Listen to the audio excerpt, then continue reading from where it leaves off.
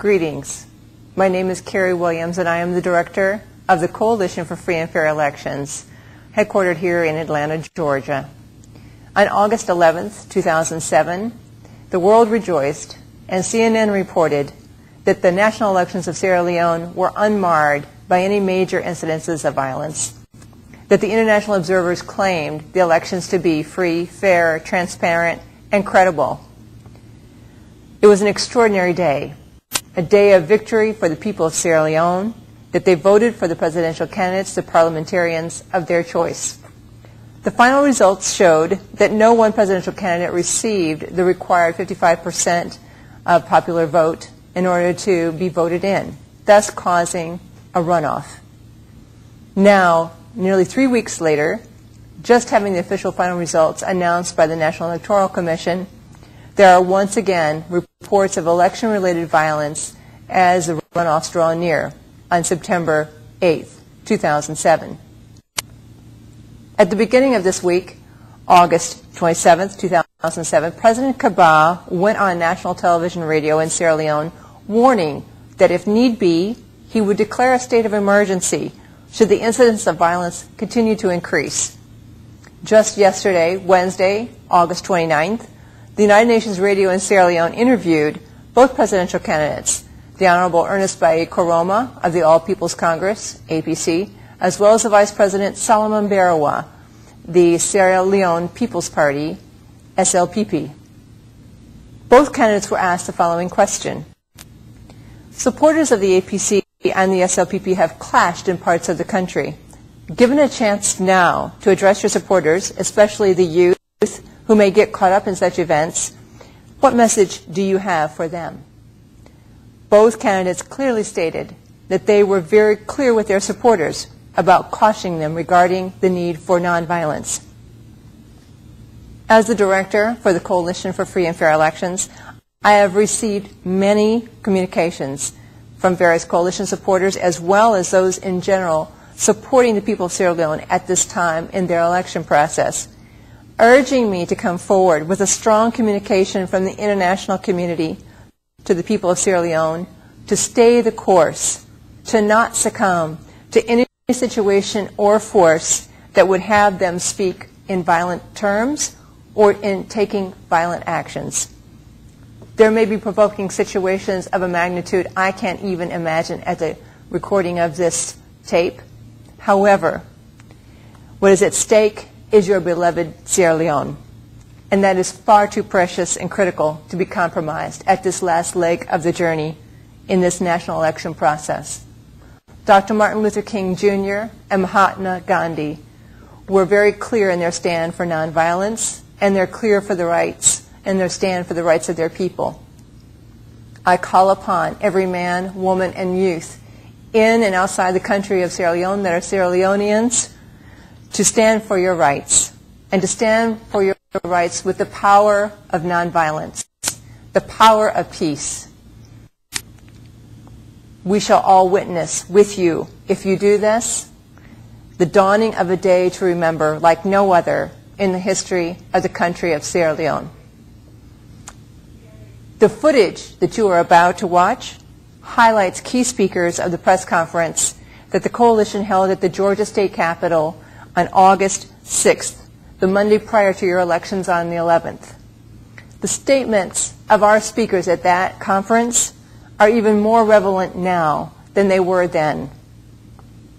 Thank you for your listening, and may their words inspire the courage and the actions necessary to bring forth a new realm of possibility for all citizens of Sierra Leone, both inside her borders as well as outside her borders, by her beloved diaspora. Disno to de temwe for Fred, now for Tima Tronga one, and lead the fete for free and fair election in Salon.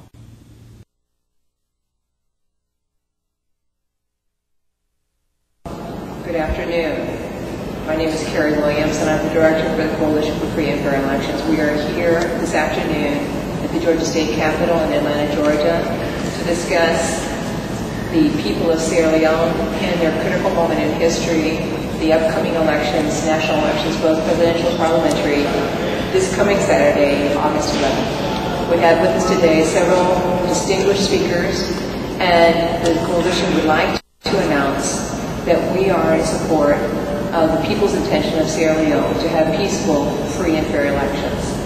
I would like at this time to have a moment of silence and spiritual reflection on this momentous occasion.